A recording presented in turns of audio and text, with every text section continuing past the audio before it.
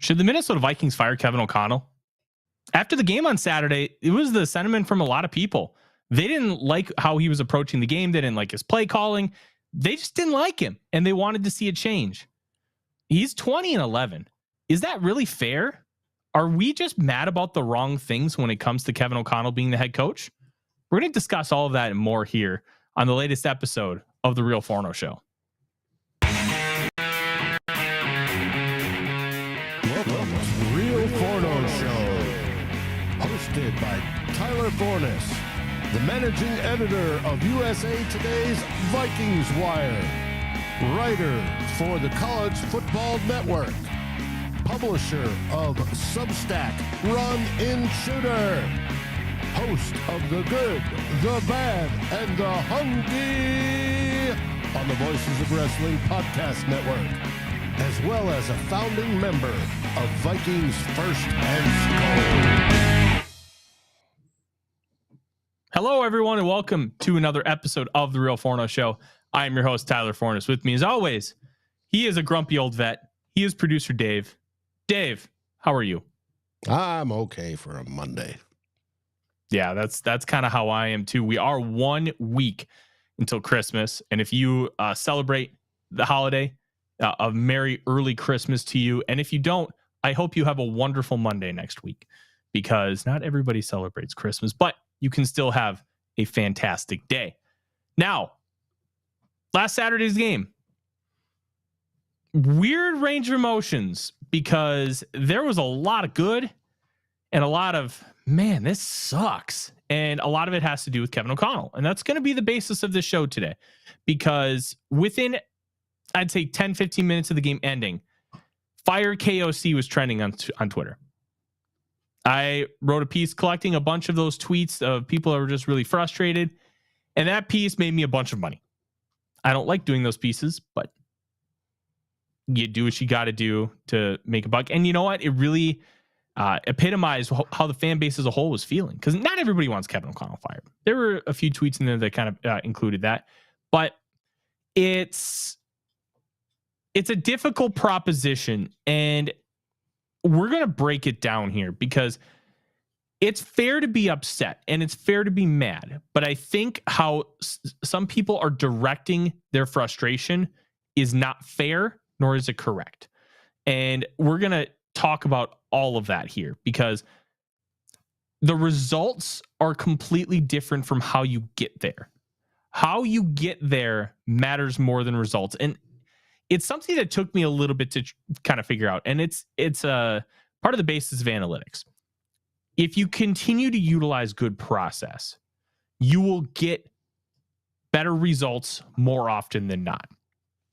And you can kind of talk about the same thing when it comes to like cooking a steak. Try to make it an easy metaphor, all right? If you cook it the same process every single time, utilize the proper process, every once in a while, you're going to overcook a steak or pull it off too early. But more often than not, if you follow that same process, you are going to get a good steak. And that's kind of what we're talking about with the Minnesota Vikings here. They're utilizing good process more often than not in a lot of different areas. The problem that everybody has right now is with the results, but it's being directed in an unfair facet, in my opinion. It's being directed at, oh, Kevin O'Connell's a really bad play caller. Oh, he doesn't know what he's doing. Like, these are a lot of the things that I'm seeing. And I want to clear the air. I want to have a discussion about this, because it's not me sitting on a high horse saying, I'm right, you're wrong. It's me sitting here talking to you, telling you why I think the way I do. And then with that information that I provide, it's up to you to determine if you believe I'm correct or not. That's what we're going to do here today. I'm going to tell you that I think Kevin O'Connell being fired after going 20-11 in his first 2 seasons is absolute bullshit. And I think it's a bunch of crap. You asking him to be fired for the reasons that that people are asking him to be fired is awful. And it's misdirected anger. So, Dave, I want to start here. We have 3 clips loaded up. And one of the things, and I'll let you get that process going. One of the things that we're talking about here is his play calling. So play calling in itself is a science. It's an art form. It's kind of a weird combo between the two. You need a good left brain and a good right brain, because your left brain, or whatever side the creative brain is, you need to be creative with how you structure things. But even within that structure, you have to be very scientific, because you'd say, okay, I have a pin concept. So you have a post on the right side and an in on the left. Against quarters and coverage, this safety is going to crash as the camera moves. So when that safety crashes, you have the post open deep. And that's how Jordan Addison got 2 of his early touchdowns this season against the Bucs, against the Eagles. That exact concept. So that's where kind of art and science come together. And Delton, I'm going to get to that, because we're going to talk about the process of calling a quarterback sneak and why it makes sense. And Kevin O'Connell even talked about it post game. While we kind of talk about these plays that Dave is loading up, they're loaded. I'm gonna read it. Tell me when to go. I'm gonna read a quote here from Kevin O'Connell about that. I have to pull it up and go to the his transcript from Saturday. Post game or today? Post game. Post game. Because it's not as simple as, oh, you have a running back that is playing really well. And that's 100% true. He was playing really well. But sometimes when you want to do that short of a distance, this is where probability comes into play. And this is why analytics can be a wonderful tool. And I think they used it properly here. The process, he was asked specifically about the process of doing the tush push a second time, which I'll be honest, I agree with. I think anytime you're inside a couple of feet and then looking at about 4 or 5 inches there, we don't really want to have to turn around and extend the ball and hand off another ball. I trust our guys in that moment to execute with a push right there. Based on how well they were spotted, they got the stop and then transitioned that into an explosive run to give themselves a chance to win the game. That's good process. Why would you want to hand the ball off to a guy who's 5 to 7 yards behind the line of scrimmage when you can just trust your offensive line to move them 6 inches back and let your quarterback sneak through? They had already done it twice in the game, so let's pull those up. These first 2 quarterback sneaks happened in the first quarter. I believe both of them happened on the first drive. So as you can see, we're going to get 3 angles. That's the sideline view, and then we're going to get both views. So you can see the offensive line is going to get enough of a push, and Mullens is going to get forward. And why I paused it here is I want to show that both A gaps are full. Mm-hmm.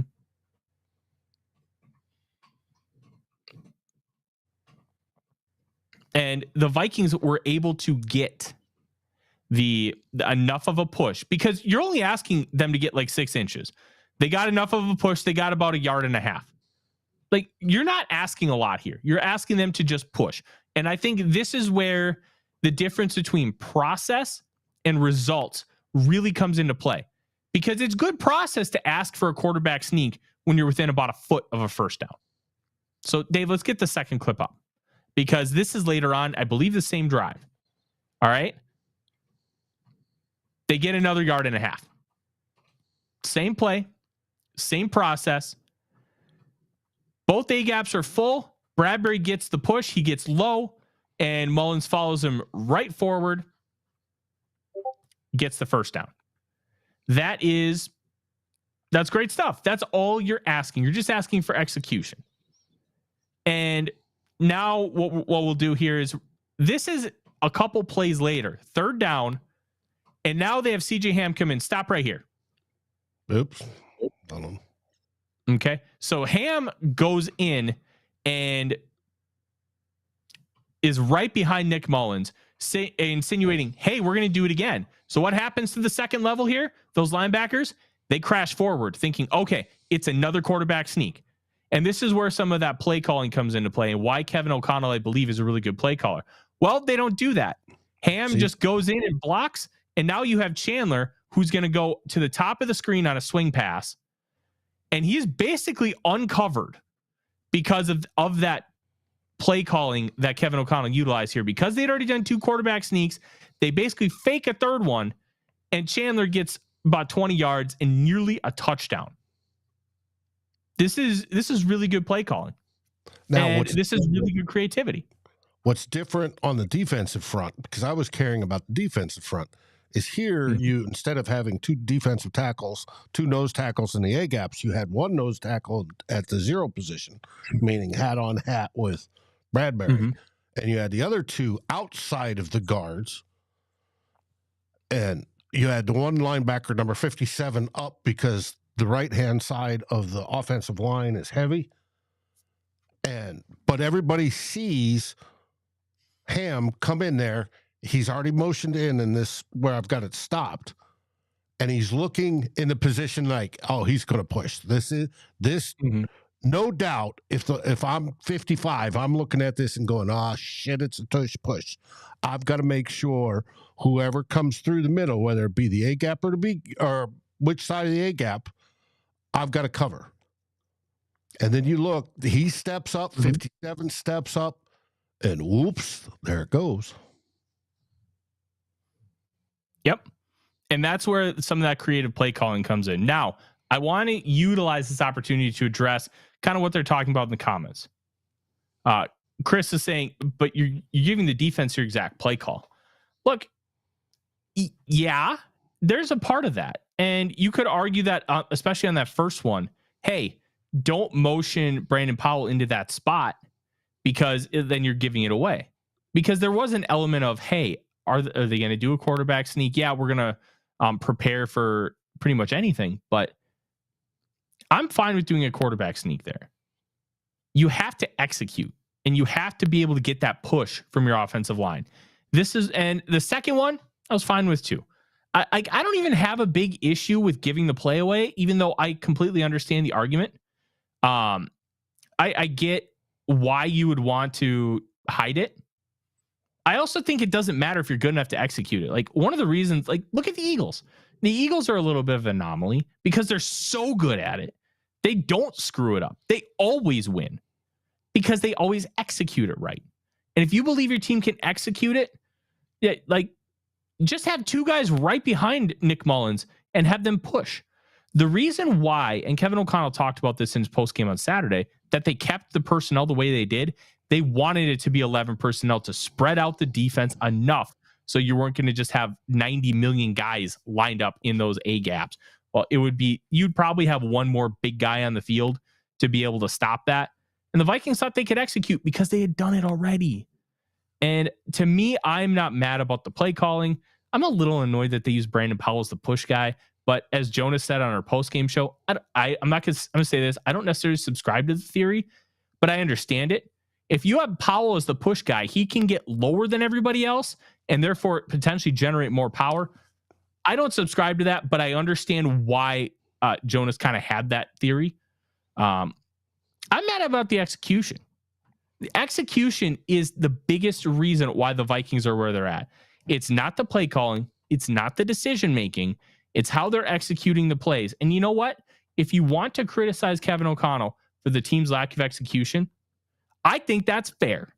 I really do. I think it's fair.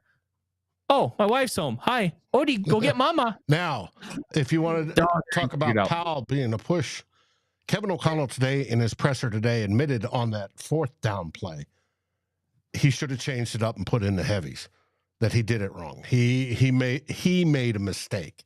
That's fine to go for it on 3rd down with the light box, the typical 11-man.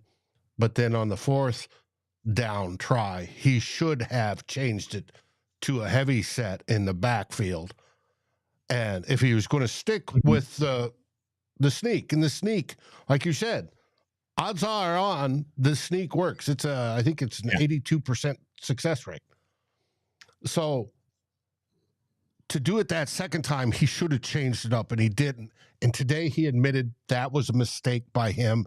He should have done that because, and I always get, if you want push, you need big guys. You need mass moving. Mm-hmm. And it didn't happen. And what the tackles did on that, especially on the 4th down one, is they shoved Bradbury to the ground. And that's the problem with when you're playing lines and you're both down low trying to get underneath each other. There's an effective way, if you've got too much, to defeat that by pushing that down. Now, there was a remark here I want to address real quick. David Cercelli. What football background do these guys have? David, go back, watch previous shows. I've detailed my bona fides on that numerous times, and Tyler has been covering this sport as a professional for many years now. So if you wish to question that, go right ahead. But please go back and watch, and you can see where our bona fides come from. We've been around this sport, especially me, for decades. So you can take what we say at face value, or you could not. We don't care. There's a lot of people that love watching us for what we observe, and the fact that we're fans too and can empathize with everybody here on what we saw. That it was frustrating, the end results of that game, and especially that fourth down, quote, tush push, not even though it's a QB sneak that wasn't executed as well as it needed to be, and they didn't switch. And like I said, KOC admitted that today in his presser, and we should take it for him. Hopefully he learns from it and moves forward. And I don't even really have that big of an issue with them doing it back to back. I don't have an issue with them keeping the 11. Now, I do want to counter with this. I do think they could have done better. I do think if you wanted to bring in the heavies, you could argue that's a better decision. And I'm okay with that. I'll also say this. If they did something like I'm seeing in the chat, where they like pitch it out to Powell and do some kind of trick play or whatever, or a pitch, and it doesn't work, the big consensus would be KOC's too cute. Like he's just trying to get too creative for no reason. Just do a quarterback sneak. And one of the issues is you can't win that way. You can't win over everybody unless everything works out perfectly. And that's where I think the execution needs to be talked about a lot more than the process, because I think the process is overall really good. Bradbury is small, and yes. Can he get low? Yes. Did he get his ass whooped? Yes.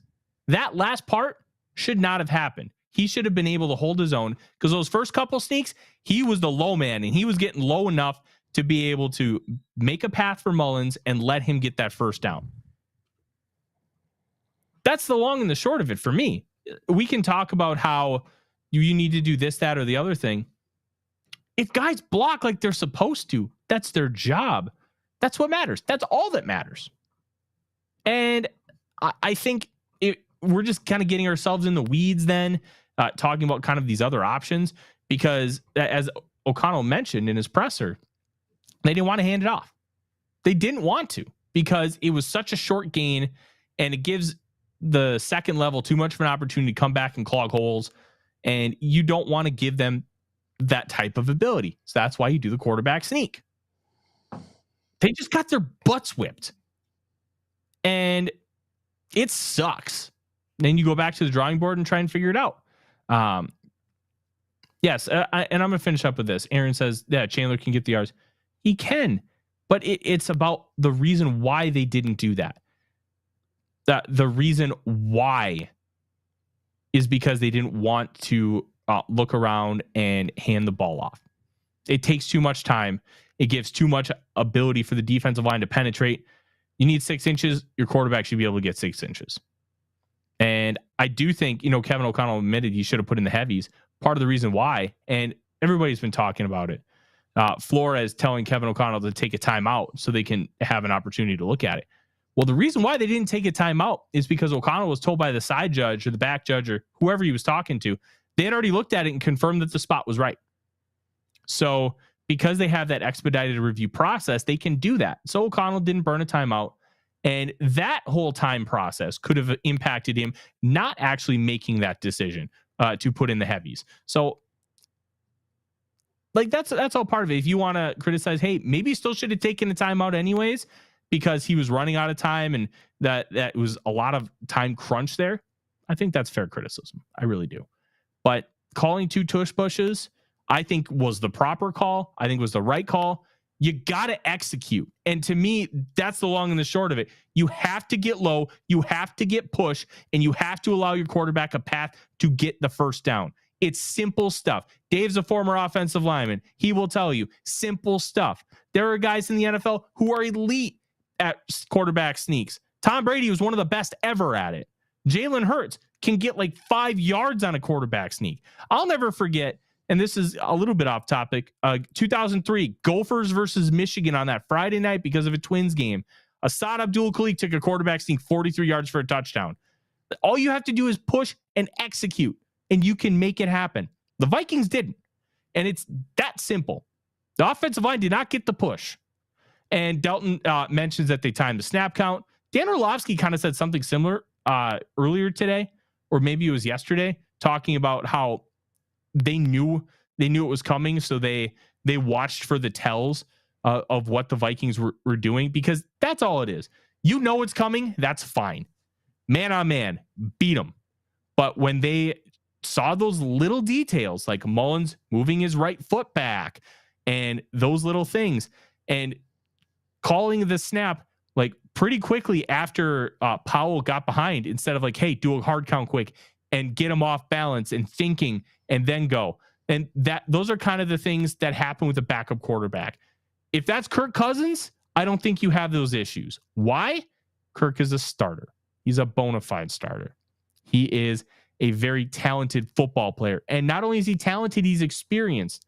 And I think we need to also temper our expectations here a little bit too.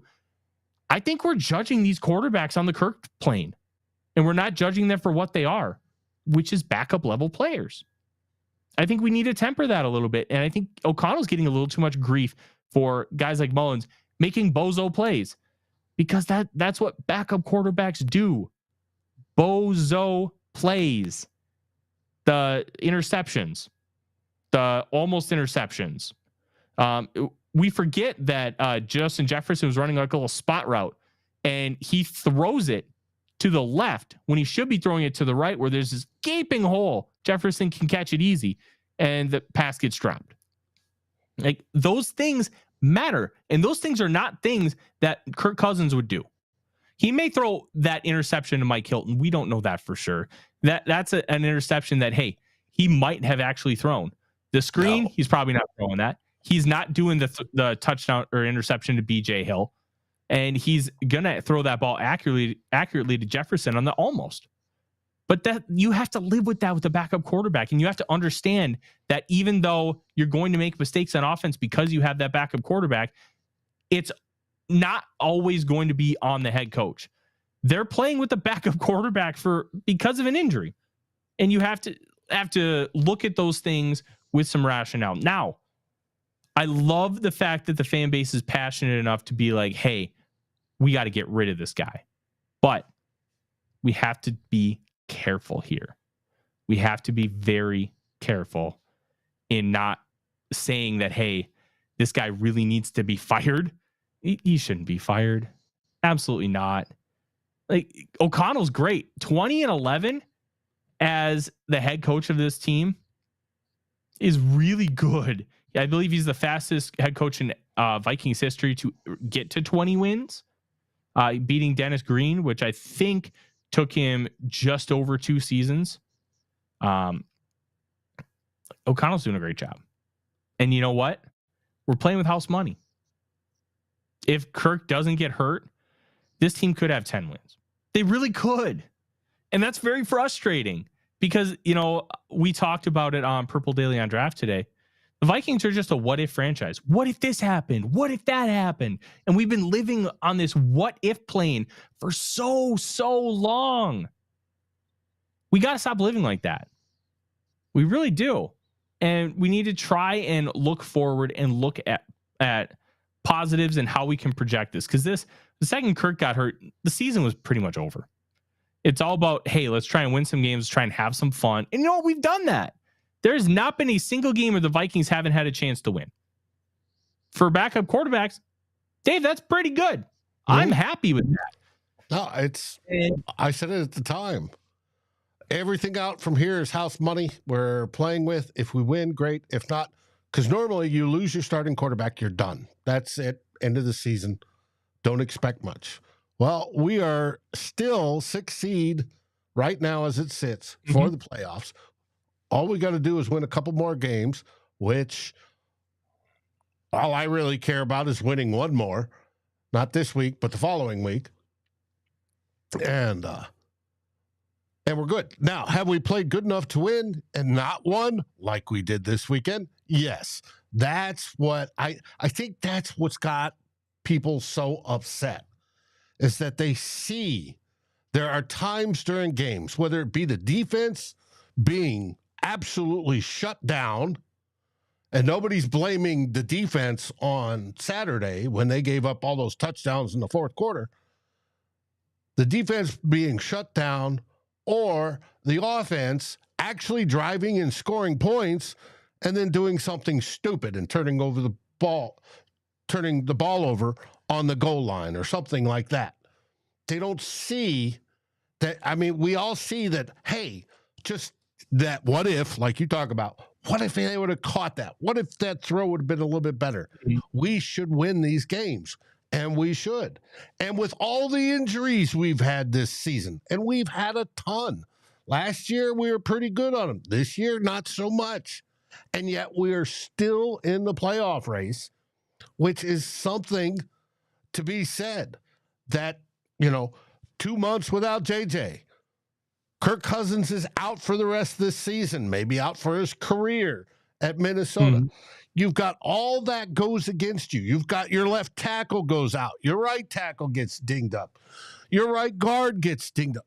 All that stuff happens, and yet people are still saying we should win. Well, yeah, there's times when we say, yeah, we should. But you also got to remember, with all those backups in, you get stupid backup shit that happens. And it's almost a coin flip. And to get as many wins as we've had, I think is pretty remarkable. Absolutely remarkable.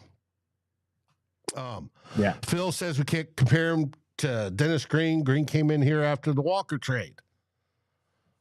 Well, it's not comparing. It's just he got 20 wins quicker. And It's not saying that he's had an easier route. I'm not saying he has a difficult route. I'm just saying that he got there quicker in less games. Like, that's it. And I'm not going to say he's a better or worse coach. I don't think we have enough body of work on O'Connell to really make that distinction at this point. But he just got there faster. Let's talk about this comment from Chris. Isn't it pathetic that if you have to rely on your backup quarterback, your season is done? How are they that much worse than the starter? Bad coaching. Chris, it's because there are not a lot of good quarterbacks in football. It's really down to that. There just aren't enough good quarterbacks to go around. And there aren't even enough good quarterbacks for every team in the league to have a good starter, let alone a good backup. Now, if you were to rewind 25, 30 years ago, you had guys who were on teams for 5 years as developmental guys, and they became backups, and then they got to start. We're just not in that age anymore. Guys. Yeah, but a lot of those, but even 20 years ago, you lost your starting quarterback. You were basically done. 30 years ago, it wasn't. Like, yeah, I mean, Dave, even you have to go back when they were playing, when quarterbacks didn't have to wear skirts, and it was more of a brutal game where you had to have two good ones. But there were less to go around then. There wasn't that many. It's just it doesn't. T-Bass talks about it's funny how the Vikings PR machine. T-Bass, that is very much a part of this sport now. It's to sell that feeling, and it gets fans hyped up beyond the reality. Dave, new Coke versus old Coke. Oh man, this is great. This is orgasmic. You got to watch this. Let us promote this. Let us put Taylor Swift on here telling you how good this is. Right? Does it change anything how good it was? No. It's just you're looking at it and going, hey, that's pretty good PR. That's what Dave, they're doing. The whole point about the quarterbacks, there's no incentive for teams to develop. No, not anymore, especially with the salary cap. And like that, the whole game is different. And back then, like Jeff Hostetler, backup quarterback. Phil Simms goes down, wins a Super Bowl. Trent Dilfer, Tony Banks. I can't remember if Banks was hurt or if he got benched. Was the backup, wins a Super Bowl. Like those things happened. They happened in real time with backup quarterbacks. Now, then Chris asked the follow-up question. 150 FBS teams, you can't get 60 good ones? Yeah, that's exactly what I'm saying. There aren't enough. And you see it when you watch the XFL and the USFL. How many good quarterbacks were there? There was one, PJ Walker.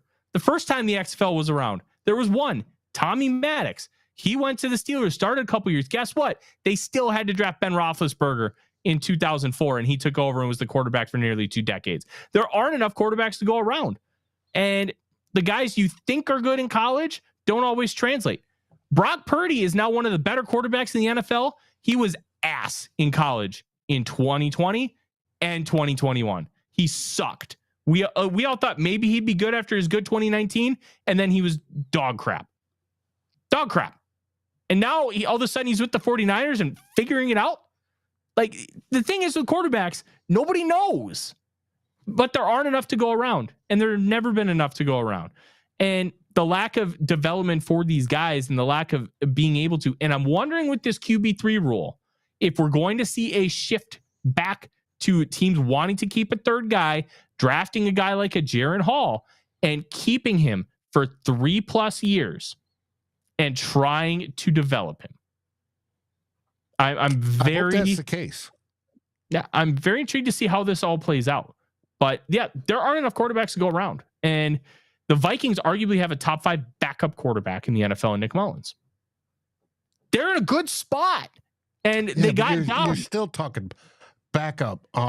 When you rack and stack quarterbacks, you usually come out with a top 10-ish, that you consider elite that could be doing something, right? And then you get down all the rest of the starters, and some of the backups are moving into that bottom edge of the starter range. And you're like, right? But can you actually win a whole lot with them? That's question. No. And generally it's no. Now, coaching has some of to do with it. The luck that plays in football does. But it takes quite a bit to develop. And after we lost this whole chunk of really good quarterbacks, Manning,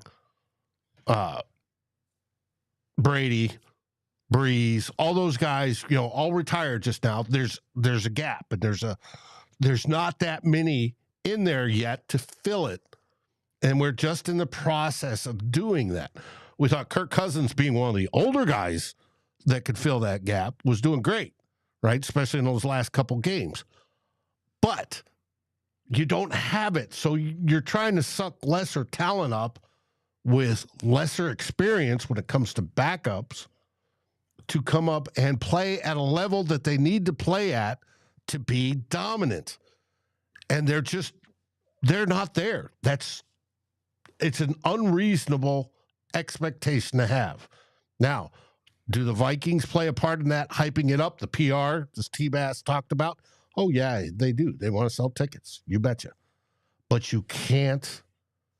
You got to look at it realistically and say, no, that's why I said we play with house money. We'll go from there. I do want to thank everybody that's in the chat. You guys have absolutely rocked today, from George, T-Bass, Davey, everybody else, Forlorn, Purple Haze. You guys have absolutely been wonderful today, and we appreciate that. I want to get back to my discussion about these backup quarterbacks. Big thing is, like, even if Mullens is a top 5 backup quarterback in football. If you were to power rank the quarterbacks, he'd probably sit somewhere around 36. And he's a guy that, and when we signed him, or traded for him, I thought it was great, because if you need him to come in and win a game or two, like on a 4-game sample size, while your quarterback is out, I think that's the kind of guy you need. Gardner Minshew is another one. Now, the Colts are doing something absolutely insane. They're 8-6. Like, this team has a chance to win the AFC South with Gardner Minshew. Minshew is not a guy you want starting for your football team long term, but he's that type of guy to come in and he can run your offense and he can play relatively mistake-free football and get you to a good spot. And that's kind of what Mullens is. He needs to tone down the mistakes. I think now that you have a game under your belt, I think you can kind of look at some of those things. But the big thing with Mullens, he was attacking all levels of the field. He was throwing balls with timing. He was throwing like 15-yard out routes with precision, which you have to. You have to hit that back foot on your hitch, and you have to fire that football. He was doing some of those things. That's why I called him discount Kirk Cousins, because he's going to do some of those things that Kevin O'Connell really wants to in the offense. But you understand that the ceiling has a very low level. It's like those drop ceilings that you had in houses built in the 70s that are only like 8 feet tall, and they drive people like me nuts since I'm 6'6". My parents have one of those drop ceilings. Like it was just real short. My ceilings are vaulted. That's going to be like a Patrick Mahomes quarterback, because there's a lot of room to grow and get better and better. There is not that with Mullens. You're going to get 1, 2, 3 games where he's going to play well. But if you have to start him for a significant amount of time, it's not going to be great. And you saw some of that because on Saturday, if you give him those opportunities to just do enough, but don't ask him to do too much, you'll be just fine. And the Vikings arguably should have won that game. And if they won that game, I don't think people are complaining about much at all. Like, he's a backup quarterback. He's going to make mistakes. He's going to make dumb plays. And the fact that he made good ones, a lot of good ones in the course of that game to be able to put us in position to have that success and a 17-3 lead, I think is a good thing and a positive for our coaching staff, a positive for our football team, a positive for our culture. And then as we continue to grow and develop these core players, we're going to be able to input a quarterback later on, and we're going to be able to take steps forward. And look, it'd be nice to have a guy like Todd Bouman, who you had on the roster for 4 years, and then all of a sudden he comes in, he's throwing 60-yard bombs to Randy Moss, and it just works. But you never wanted to start Todd Bouman long-term. That was never a part of the plan. That was never an idea in your head. But you know what? Those couple games, yeah, it was a fun time. And you know what? He played well. That's kind of the route that Nick Mullens is in. Just keep doing those little things. Keep playing within structure. Keep playing in sync. And don't put yourself in position to lose. Mullens didn't do that. He had the Vikings in position to win. They didn't execute one of the simplest plays in the playbook. A quarterback sneak. And that's why all of this is being discussed. Mullens not only is one of the best backup quarterbacks in the league, he's making $2 million. That's nothing. Guys like Andy Dalton are making like 7 to 10. You're getting an inexpensive option and at one of the best at that position. And I think that's objectively great. But you have to understand that it's not going to be perfect. And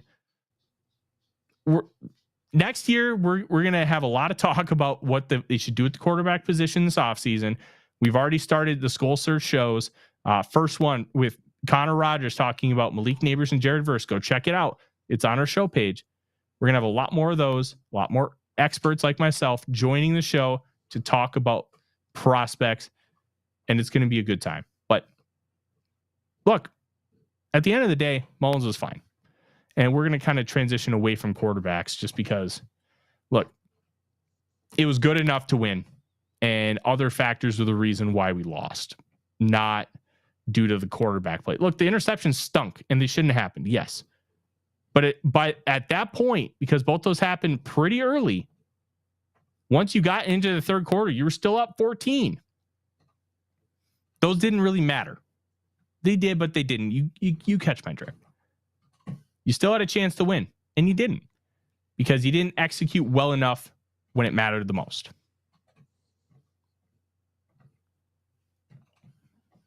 I agree. All right. I think we need to talk about some more positives. Let's talk about Ty Chandler. I'm cutting up some plays. I'm going to write an article on him tomorrow. Chandler looked really good. And I'm seeing a lot of discussion, and we've talked quite a bit about Ty Chandler and Alexander Mattison on the show, that, Chandler's been the best running back all year long. No, he hasn't.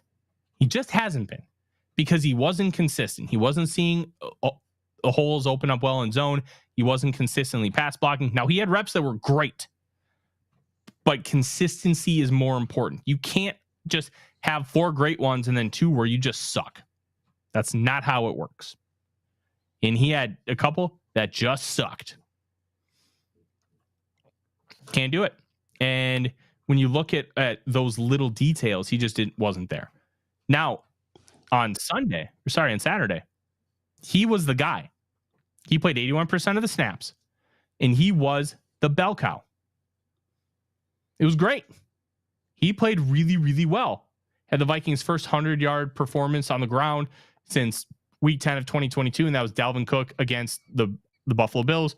And if you remember, he had that 79-yard touchdown run to get the Vikings within 10 points. He played really well. He was seeing the holes better.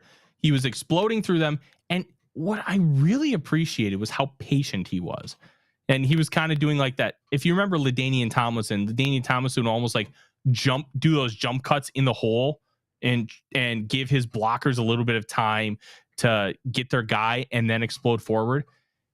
In a different way, Chandler was doing some of that. He was stalling for time to allow his blockers to make the block and be able to move forward and get a bunch of yards. And I thought that was excellent. I love that he's being really explosive. He's doing this, that, and the other thing.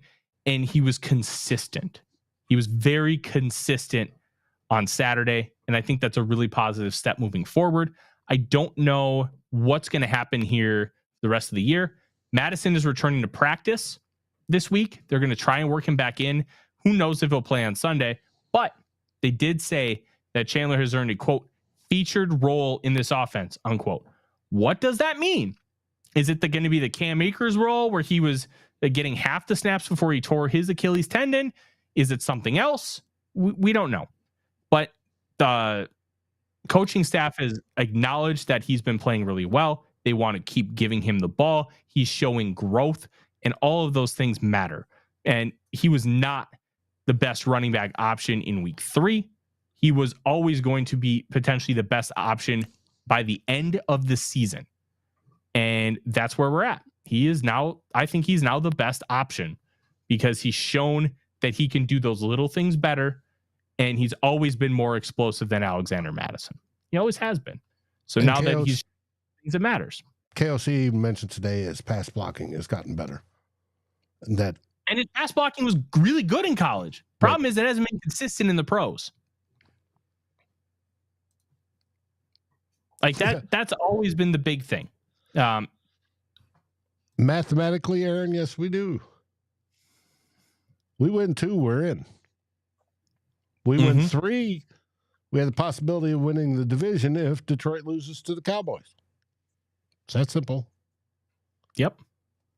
I'm really, really intrigued to see what ends up happening with the Lions and the Cowboys, because the Cowboys, they went to Buffalo and got their asses beat by the Bills. They just got kicked. I had a feeling it might happen. The Bills might not have the best record, but they have had a very difficult schedule. And they're a very good football team. I actually put them in my power rankings this week as the 3rd best team in the league.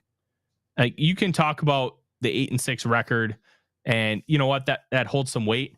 But when the Chiefs are 9-5 and the Bills went and beat the Chiefs, like, you're not looking at a bunch of teams who are just these alpha dogs. The only team that's really an alpha dog is the 49ers. That's a juggernaut. That's a fantastic football team. And the Bills are scary. I don't want to touch the Bills. I don't want to see them anytime until after the season, because if they make a run, this Bills team could win the Super Bowl. Like, the only time we would see them, if we did, is in the Super Bowl. Yep. And I would take that. My whole point in the Bills conversation is with the Cowboys, I knew it was coming because the Bills were just that good. And I think because the game will be in Dallas, I think that the Lions will have a lot of trouble with Dallas because of the personnel, because of how they match up and how explosive that offense is, especially when they play at Jerry World. They are a much, much better team at home, like a lot of teams are. And there's nothing wrong with being better at home. It's natural. The Vikings can get that win and then beat the Packers at home. That'll set up the winner-take-all game at Ford Field. And then the Vikings will have an opportunity, likely a Sunday night game, because the winner wins the NFC North. And both teams at that point will have clinched a playoff spot. So it'll only be for the NFC North. And that will be the only thing that matters. And that's the game that they usually want to put on Sunday Night Football because they don't want any other result to potentially spoil that game. That's why they group games the way they do. It's going to be interesting to see what happens on Christmas Eve. Hopefully a nice start to our Christmas celebration where I will be smoking prime rib once again. 2 5-pound roasts this year. We're really excited. But I will say before we kind of start wrapping things up here, we will have a guest on Wednesday, and it is going to be an interesting guest. His name is Dan Alter. Good friend of mine, has been a diehard Lions fan for a long, long time, and he is one of the most fun and energetic people I've ever met, and it's going to spark some life into this show. And I'm really excited to talk Lions. And the best part is he's just as knowledgeable as anybody who covers the team on a full-time basis. So you're going to get a lot of really, really good stuff, and you're going to have a really good time watching the show because it's just going to be a big ball of fun. And that's what we like to do here. We like to have fun, and we're going to do that.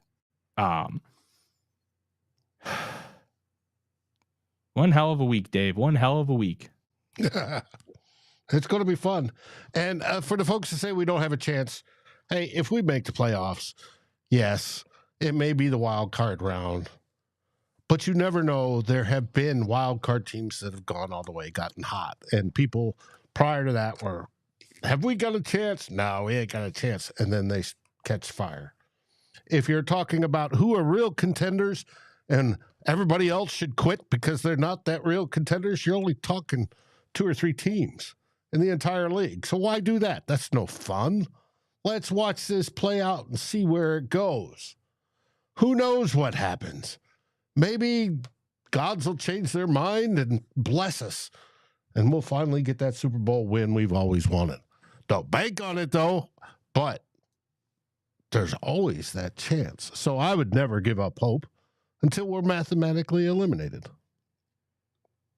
Yep. And the 6 seed Steelers 2005 won the Super Bowl. 6 seed Packers in 2010 won the Super Bowl. 6 seed Giants 2007 won the Super Bowl. It's been done. There is precedent that a 6 seed can go on and win the Super Bowl. You just got to win your football games one game at a time. Chuck says it. If Foles can win one, anyone can.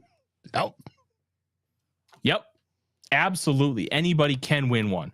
And that's all it takes. You just have to get to the dance. You get to the dance, you can make it happen. And I'm very excited to kind of see what happens the rest of the season. That is going to be the show tonight. In conclusion, Kevin O'Connell should not be fired. End of story. No, that's ridiculous. There's absolutely no evidence that even shows he should be removed from being the play caller either. We're going to be back on Wednesday. We're going to be talking about Vikings Lions part 1.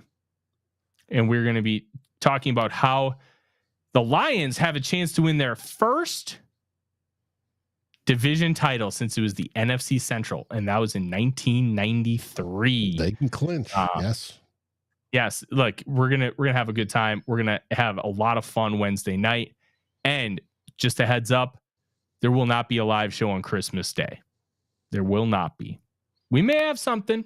We may get something riled up. Maybe we'll do a episode of SKOL Search or something, so you guys can have something Christmas Day if you want to tune in. If the family is just getting on your nerves and you just need 20 minutes away, maybe we'll have something for you. But there will be no show Christmas Day. And as always, make sure you subscribe to the podcast feed where there's a lot of good stuff.